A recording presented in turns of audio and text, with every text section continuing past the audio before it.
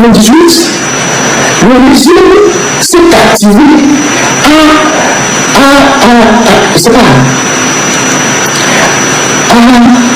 je ne sais pas comment l'expression, Michel. Le régime s'est employé à vibrer le système électoral. Ils ont substantiellement modifié la CENI. Avant la CENI, on disait oui, pour le début de la CENI, le président, c'est le président du RPT, le vice-président est de l'opposition. Si le président est de l'opposition, le vice-président est du RPT. Mais il n'y a jamais eu de président de l'opposition à la CENI. Suivez le décryptage avec Afrique TV 55, la chaîne au cœur de l'actualité politique togolaise. Jamais. Après, ils ont dit oui. Après, ils ont fait des propositions après le dialogue. Ils ont dit oui, on va insérer les sociétés civiles, on va mettre les représentants de l'administration. Société civile, c'est le RPT qui gère tout ça. On dit oui, un membre de la société civile de l'opposition, un membre de la société civile du régime. Après, tu te retrouves avec un militant du régime à la tête de la CENI, on vous dit qu'il est de la société civile. Ou bien on vous dit un membre de l'administration. Là, le membre de l'administration, on vous dit qu'il est neutre. Et pourtant, c'est un militant dernier. C'est comme ça que les Potou Péré sont devenus présidents de la CENI pour proclamer des faux résultats. Potou Péré qu'on a présenté comme membre de l'administration et tout ça, qu'il a tout fait pour placer des gens comme ça. Si ce n'est pas directement, il place quelqu'un qui dit que c'est un membre de la société civile, alors que ce membre de la société civile, c'est un de leurs gars. Ensuite, qu'est-ce qu'ils vont faire? Ils vont modifier substantiellement la CENI. La CENI avant était dirigée soit par l'opposition, soit par le pouvoir, par le jeu. Ils ont remplacé, ils ont dit désormais tous les présidents de CENI doivent être des magistrats. Sachant que c'est eux qui désignent ces magistrats-là. Sachant que c'est eux qui désignent ces magistrats et qui désignent généralement les magistrats qui leur sont favorables. Je vais vous dire des choses pour que vous voyez tout le parcours qu'on a fait dans les élections. Donc, ils choisissent les magistrats, et souvent les magistrats, c'est leur propre militant. Donc, vous allez voir, à 2 ans d'une élection, il faut l'affectation des magistrats, et puis souvent, les autres, ils affectent les magistrats, ils mettent leurs gars dans les préfectures les plus sensibles, là où ils peuvent perdre les élections. Donc, 2005, ça s'est passé comme ça s'est passé. On a eu l'accord politique global. Je ne veux pas parler d'élection législative, je parle de présidentielle. Il y a eu l'accord politique global. Géré par la nouvelle devenu Premier ministre, à la place des porteurs, il y a eu des problèmes et tout. On arrive en 2010. 2010, le FRAC. Le FRAC, qui a été créé à Paris et qui a porté une candidature. On va aux élections 2010. Là aussi, le peuple était encore très mobilisé. Les gens se sont organisés. On va aux élections. Le RPT qui a viré le système, il fait ses magouilles, il proclame les résultats qu'il veut. La seule chose qui nous restait, c'est d'aller dans la rue. On a marché dans la rue pendant 4 ans, ou 3 ans et demi. Donc, quand je dis là, on a marché dans la rue, à un moment donné, les gens ont commencé par. Les marchés ont commencé par ne plus emballer tout le monde. Alors, au départ, c'était nombreux, et puis après, on a commencé par être petit à petit, et les gens ont commencé par quitter les rangs. Le 13 janvier 1963, à 2 h du matin. Lomé, Togo, un coup de feu déchire la nuit. Le premier président du Togo, Sylvanus Olympio, s'effondre, à quelques mètres de l'ambassade américaine, où il cherchait refuge. Qui a appuyé sur la gâchette? Gnassingbé Eyadema, celui qui l'a affirmé, puis nié? Un sous-officier français de la garde présidentielle? Ou une puissance étrangère qui voulait sa mort? 60 ans après, la vérité est enfin dans vos mains. Ce livre, tiré d'archives post-coloniales togolaises, révèle ce que l'histoire officielle a soigneusement caché. Les vrais commanditaires de l'assassinat d'Olympio, la montée au pouvoir de la dynastie Gnassingbé. Les complicités étrangères jamais assumées, les secrets enfouis depuis plus de 60 ans, ne laissez pas l'histoire vous être volée. Le lien est juste en dessous de cette vidéo, cliquez, téléchargez, et découvrez la vérité. C'est des choses que j'ai vécues. Maintenant, 2015, je n'étais pas tout impliqué dedans, mais j'ai vu ça de loin. 2015, là aussi, il y a eu une élection qui a mobilisé les Togolais. Le QG de l'opposition était à Abogan. Le QG de l'opposition était là-bas, à Abogan. Les gens étaient très mobilisés. Tous les partis, le QG était là-bas. On fait les élections. Quand on fait les élections, les gens voient le QG là-bas. Les gens étaient mobilisés partout. Les gens attendaient juste un peu d'ordre.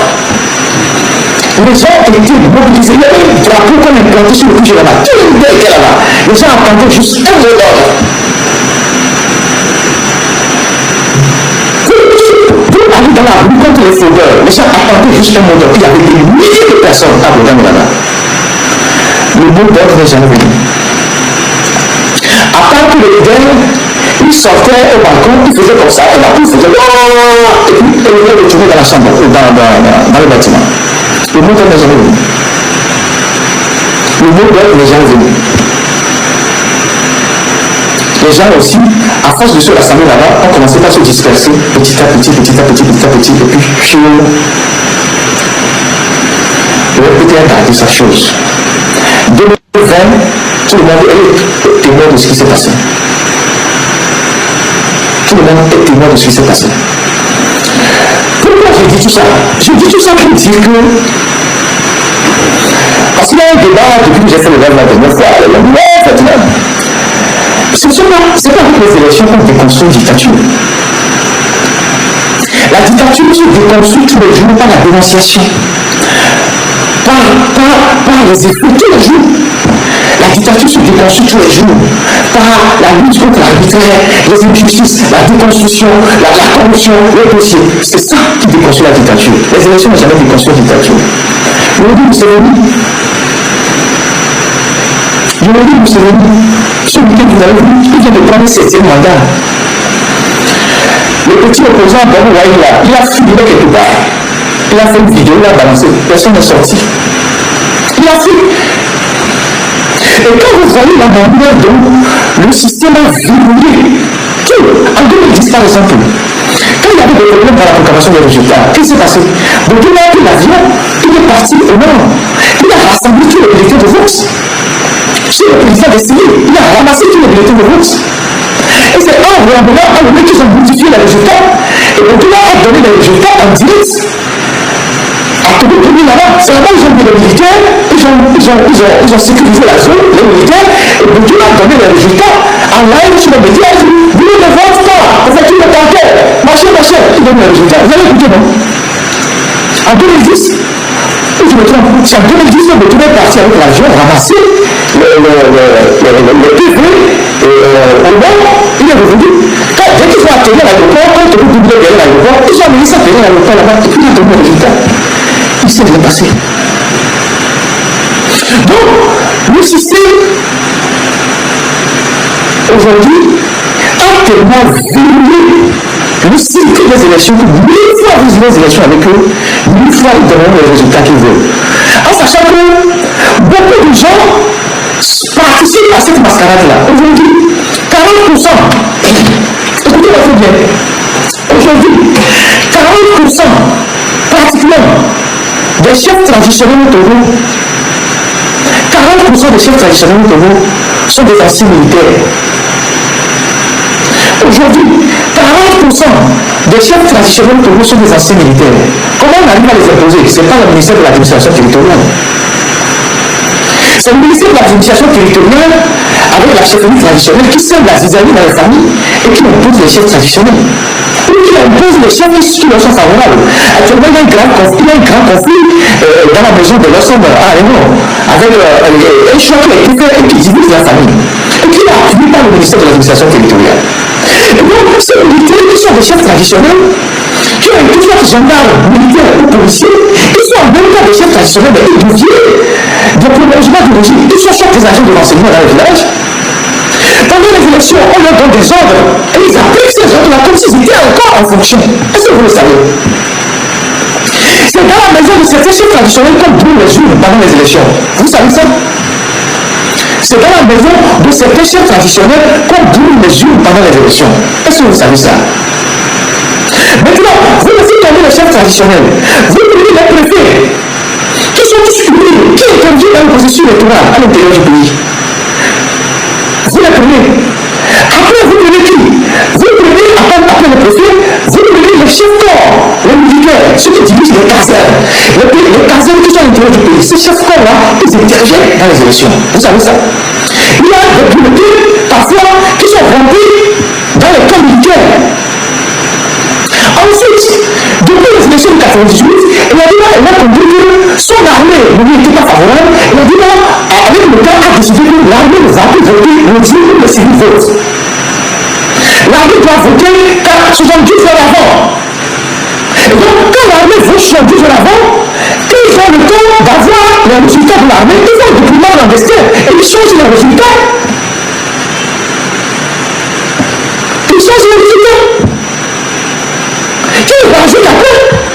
Et aujourd'hui, vous avez les maires. Tous ces gens-là, tous les petits voyous, tous ces gens interviennent dans le processus électoral. Qui c'est la terreur dans le village? À la fin, vos militants ne sont même plus capables de rester dans les bureaux de vote. Soit on achète certains, soit d'autres qui fuient. Donc, je vous fais un peu l'histoire de ces élections-là. Et donc, en faisant l'histoire de ces élections présidentielles, je n'ai pas fait les élections législatives. Jusqu'à combien d'élections vous espérez un jour venir à bout de la dictature? Je vous pose la question. Assez tabou. Jusqu'à combien d'élections vous espérez un jour venir à bout de la dictature? Alors que le dictateur, il a toutes les règles qui sont favorables. Il est joueur, il est arbitre, il est chef sécurité, il est supporter, il est ambulancier, il est croix-rouge, il est tout. Le dictateur, il est tout sur le terrain. C'est lui qui décide de la date. C'est lui qui décide de tout. Il est même arbitre de VAR. Il est tout ça. C'est lui qui fait tout ça. C'est lui qui décide qui doit jouer, qui ne doit pas jouer.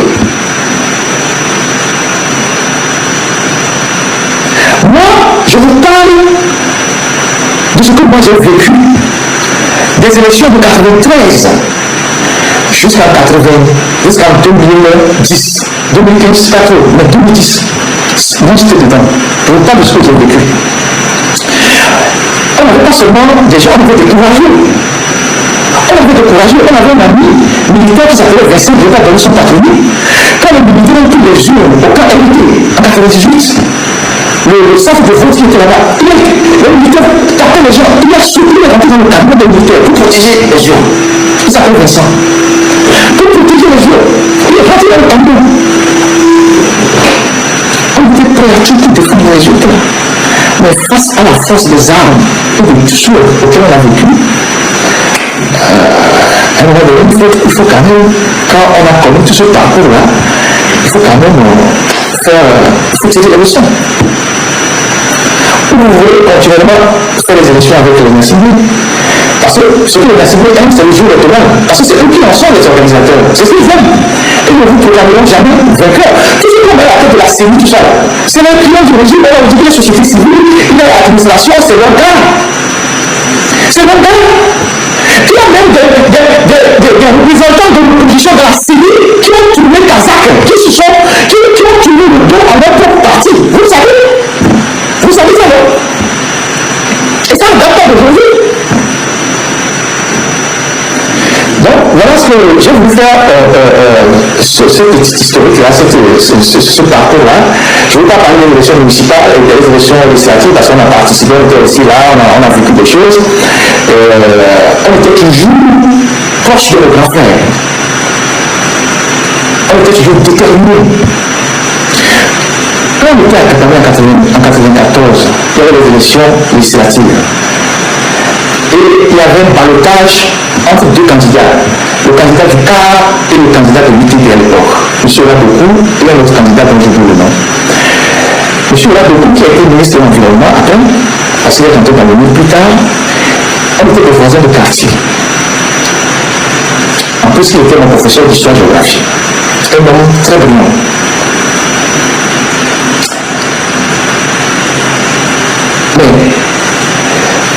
Et donc, à l'époque, comme c'était les opposants, parce que l'UTD à l'époque était vraiment UTD, il était le candidat plus contre le candidat du CAR. C'est lui qui faisait la sécurité au domicile de Ladokou. Quand sa femme et ses enfants dormaient, c'est lui qui était dehors la nuit avec des bourbiers parce qu'il était menacé. On a vécu tout ça. Sa femme était professeure de sciences naturelles au lycée de Mécanicole à Cameroun. Elle voulait faire ma langue colonne. On a vécu ça. C'est lui qui utilise sa sécurité. Parce que déjà, on faisait des armes nationaux et tout. La nuit, quand il dormait, c'est lui qui faisait la sécurité. Là, on a vécu pas mal de trucs. ce que je voulais partager avec vous avant d'aborder le sujet. Je vous tire une conclusion, chacun tire la conclusion qu'il veut avant d'aborder le sujet pour lequel on a parlé politique, le 13 janvier et tout ça. Mais avant de parler politique, je vais vous faire un petit témoignage. Qui va annoncer le sujet que je vais aborder. Je crois que dans les années 92, je devais être en seconde, si mes souvenirs sont bons, et on était déjà très chaud. Au lycée, contre le régime, mobilisé, on participait à l'union politique, j'étais attaqué avec mes amis. Et en ce moment-là, il y a eu les élections présidentielles de 1993 avec le code à l'époque, avec le candidat unique qui a suscité beaucoup de polémiques, Philippe Nkojo. Et nous étions à stade à Katamé quand la coalition de l'opposition devait arriver faire son meeting. Avec l'hélicoptère, je m'en souviens comme il y a l'hélicoptère que Edem Kojo Mourouni avait utilisé, ils étaient à bord d'un hélicoptère. Et c'est à Katamé aussi que le Code 2 avait mis fin à sa campagne pour les élections présidentielles. Quand le meeting s'est passé à Katamé, ils sont partis et ils ont annoncé que le Code 2 se retirait des élections. C'était en 1993. Finalement, il a démarré sur les élections et il est sorti vainqueur. C'était en 1993. Et donc, c'est le fait que j'ai vécu, parce que j'étais au stade et tout, on était très jeune, déjà très engagé et tout, on était là. Et je me souviens que quand le Code a fini son meeting, il est parti, il y avait est venu sur le terrain de Kappa de Laval, il y a eu une grande pluie, il y avait on n'a pas pu tenir son meeting, il est reparti. Avec ses militants, on a crié sur eux, et Tipo à l'époque. Ensuite, il y a eu les élections municipales et les élections législatives de 1994. Avec l'UTD et le cas qui ont la majorité, et tout le monde sait ce qui s'est passé juste après ces élections il y avait Albani Fermasi et ces élections de 1994. Ensuite, il y a eu les élections de 1998. De toutes les élections présidentielles qu'on a eues, les élections de 1998 étaient les élections plus ou moins les plus propres. 1998. On était dans les bureaux de vote, on était déjà étudiants dans les bureaux de vote. Et les élections de 1998 étaient les plus ou moins propres, parce qu'en 1998, c'est les résultats en fait qu'ils ont renversés. Donc, on était déjà étudiants, on était dans les bureaux de vote, et on a vu comment l'UFC à l'époque a fait le razzia. J'ai pris son micro, partout, j'ai pris son micro. Sur l'ensemble du territoire. C'était, même dans les casernes, c'était terrible. Et donc, je suis convaincu que si on avait donné le vrai résultat, l'UPIS devait être peut-être 78% contre peut-être 15% ou quelque chose pour les arguments. Et on était tellement heureux ce jour-là, quand on est sorti des bureaux de vote, on dansait, on était tellement content.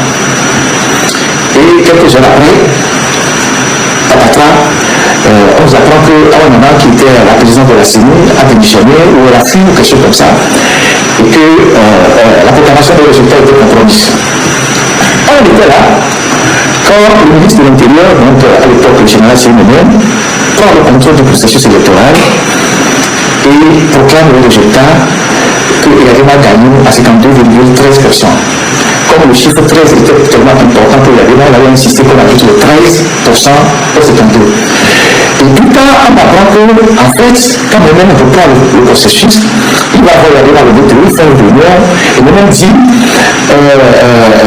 j'ai dit ça a tellement pris de l'avance, il a tellement gagné, il a tellement écrasé, il a petit coup. Ils vont s'arranger pour qu'ils aillent au deuxième tour. Et il m'a dit, il n'avait pas question. Que lui, il veut gagner le premier tour pour Kao. Et donc, moi-même, a fait, je ne sais pas comment dire, a fait le gymnastique pour trouver à Yadema 52,13%. Donc, en tout cas, on ne sait pas si c'est elle qui a démissionné, si dans le foyer. En tout cas, c'est des hypothèses qui sont là, puisque là, revenu dans le système, il y a toutes sortes d'hypothèses. Donc, moi-même, il proclame les résultats, et il a déjà gagné 52,13%, et naturellement, il y a eu des manifestations, tout ça. J'ai fait une déclaration, et il n'est pas d'accord, il était hors du pays, il dit je vais lancer la guérilla politique. Et voilà. On était tout content pour la guérilla politique, on était mobilisés, on était dans la réunion, on attendait juste le mot d'ordre. Nous sommes en 98. En 99, donc, comme il y a une crise dans le pays, Chirac vient au Togo. Chirac arrive à Lomé, évidemment, c'est plus de son ami Yadema. Et quand Chirac arrive, Chirac a donné l'ambassade, nous étions là-bas, au 2 février, comme les jeunes, mobilisés, les militants de l'époque, on était là-bas pour protester, Chirac était là. Et Jésus-Christ avait exigé avoir Yadema seul, que s'il y a un problème, il va avoir Yadema seul.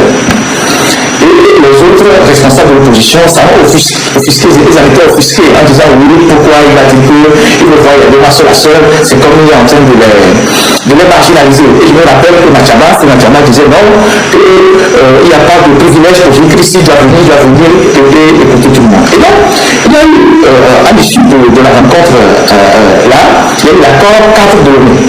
C'est différent de l'accord politique global. L'accord 4 de l'ONU, 99. L'accord 4 de l'ONU. Et Yadema avait pris l'engagement qu'il donnait sa parole de militaire à Chirac et qu'il ne se présentait plus à la prochaine élection, c'est-à-dire en 2023. Nous étions là, on était très jeunes, on était là, on était mobilisés, on était là, on a vu tout ça. À partir de 98, lorsque le régime a été désavoué en 98, majoritairement désavoué en 98, et Yadema a compris que les élections étaient devenues quelque chose de très dangereux pour lui. Qu'est-ce qu'il fait? Il fait modifier progressivement les tests qui régissent les élections pour reprendre le contrôle de tout l'appareil d'organisation des élections. Donc, ils ont commencé par faire des petites modifications. Donc, l'accord 4 de l'ONU donnait Yadema partant en 2023, à la fin de son mandat, il a donné sa parole de militaire à Chirac. Donc, en 2022, je parle de 2003, donc, en 2003, voilà, excusez-moi, on était en 2001, que les velléités de non-respect de l'accord 4 de l'ONU ont commencé par surgir. Il y avait même un blocage avec une histoire de 4-5e à la CENI, tout ça, il y a des gens qui devaient trancher et tout, ça a créé une tension entre la classe politique. À partir de 2001 2000, il y avait des velléités de remettre en cause cet accord-là, et notamment la parole de Yadema. C'est Machaba qui avait commencé par sonner l'alerte, à donner les premiers signes. Et à l'époque, en 2000, fin 2001, il faut que je retrouve la date, et Yadema était à une conférence de l'Union africaine en Afrique du Sud. Et Adelomé et Machaba ont organisé une journée de réflexion à l'IFA de Tové, à Palémé. À l'IFA de Tové. Et donc, à l'issue de cette journée de réflexion, ils ont fait une sortie pour dire que Yadema devait être candidat en 2003, il n'était pas question pour Yadema de quitter le pouvoir, donc il remettait clairement en cause la parole de militaire de Yadema et les acquis de l'accord 4 de l'ONU.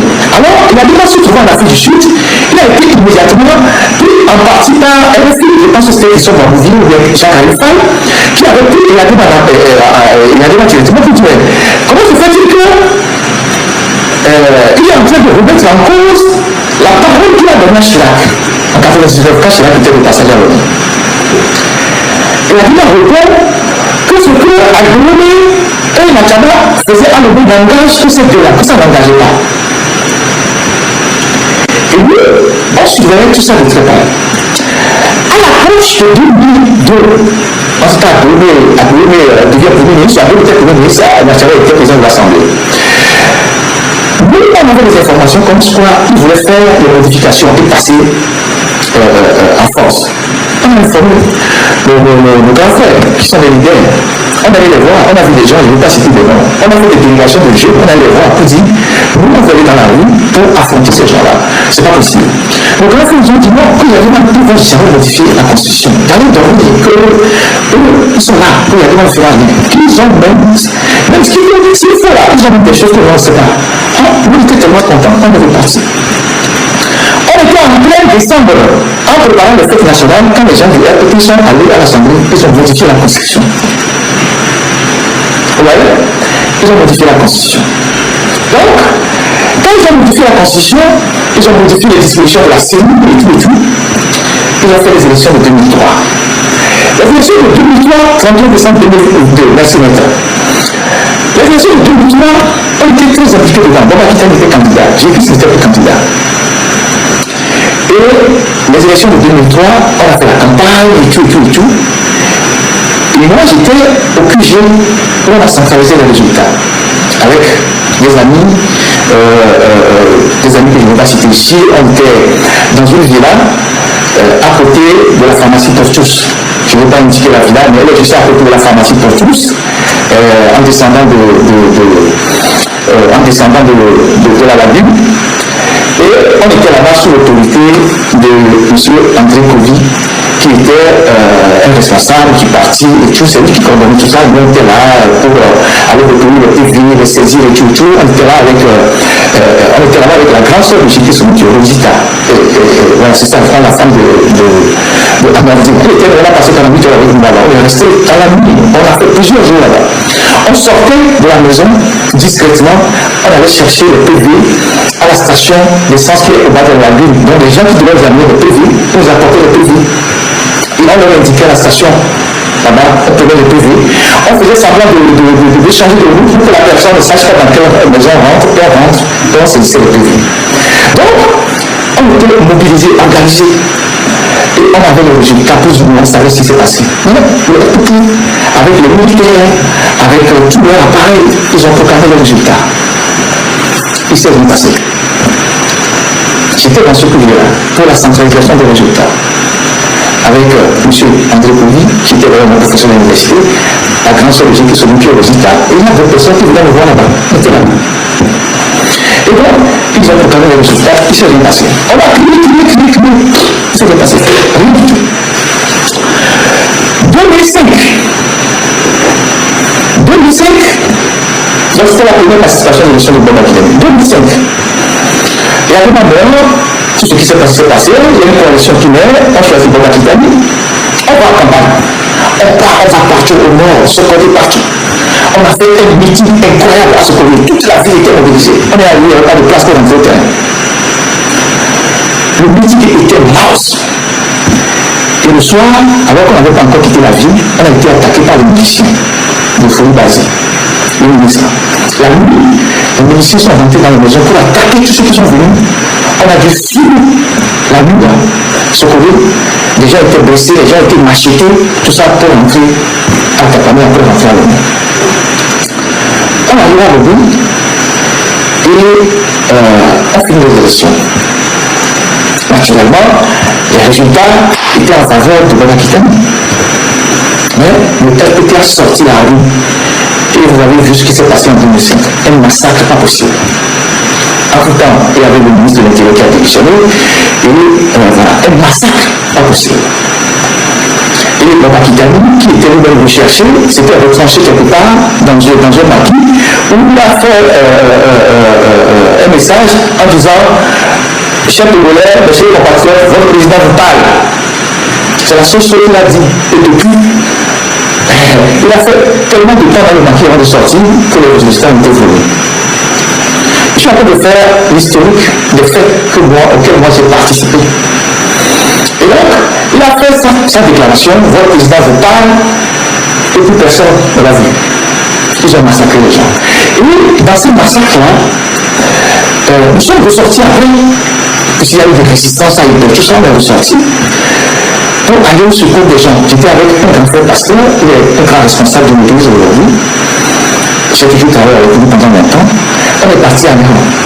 Quand on allait à Néron, il y avait des barrières partout, il y avait des troncs d'arbres sur la route partout. Mais il y avait une partie qui avait été déjà dégagée parce que Folie Basée est devenu ministre de l'Intérieur. Il y avait plusieurs parties qui ont été dégagées. On est arrivé à Néron. Et quand on arrive à Néron, on va sur le bois, le sol. Et il me raconte comment ils ont été agressés, comment ils sont rentrés dans la maison, ils ont cassé les choses et tout, et des gens qui connaissaient, des gens qui voulaient manger chez lui, qui sont venus l'agresser et tout. Et parce qu'on avait du matériel, de la nourriture pour aller au secours des gens qui sont blessés. Donc on quitte le roi et on franchit la frontière, on va à Komi. À Komi, c'était les premiers arrivants. De tous ceux qui ont fui les massacres, tout ça, les premiers arrivants qui étaient à Komi, sur le terrain de Komi là-bas. Les gens étaient pleins là-bas. Les femmes avec les enfants qui pleuraient, les blessés et tout. Avec le pasteur, son équipe, on est venu, on a aidé les gens, on a donné de la nourriture, on a fait tout. Et comme Komi débordait, on a envoyé d'autres personnes à Agami, si on connaît le Bénin, à Agami. Donc on a poursuivi le chemin, on allait à Agami. On arrive à Agami. La terre était encore très fraîche. Et dit ça. Et là où on logeait avec le qui avait fui les violences, il y avait des palmiers, catapillars et des tuyaux, il y avait des catapillars qui renversaient les palmiers pour qu'on puisse installer des réfugiés. Les gens qui ont fui. Donc, il n'y avait plus. J'étais là-bas avec mon frère pasteur dont je parlais. Je ne vais pas citer son nom. On était là-bas. Les blessés continuaient à arriver. Les gens avaient les jambes cassées, des balles dans le truc, les pieds cassés, tout ça. Les gens sont morts là-bas. On a passé 48 heures là-bas à aider les gens pour le premier truc là. On a aidé beaucoup de gens. J'étais là quand on dressait les tentes. Le HCR arrivé, la Croix-Rouge, on prenait les gens en charge. Dans une palmeraie, j'ai vécu ça, dans une palmeraie, on était en train d'abattre les palmeraie pour installer les gens. J'étais là-bas, c'était ça que j'ai vécu. Donc, on a fait là-bas. Et c'est vraiment pour ça, on a pris la route, on est parti de Komo, on est allé vers pour ça. Le village s'appelle Agami. Village ou ville, bon, en tout cas, ça s'appelle Agami. On est allé là-bas, on a aidé beaucoup de gens. Après, il y a eu plein d'autres personnes de la diaspora qui ont envoyé des moyens pour secourir les gens. Et après 2005, on a vu ce qui s'est passé. Fora pour le pouvoir dans le sang. Et après, il y a eu cette histoire de dialogue qui a mené l'accord politique global. Mais l'accord politique global est différent de l'accord cadre. Et yo gars, j'espère que vous avez tous suivi la vidéo du début jusqu'à la fin. Voilà. Yo, c'était encore Ferdinand Haïti avec des révélations que vous venez de côté. Voilà. Et il a fait des révélations sur le régime en place. Voilà. Il a beaucoup de titres que vous connaissez. Voilà. C'est Ferdinand Haïti. Il a fait des déclarations pas possibles. Il a fait des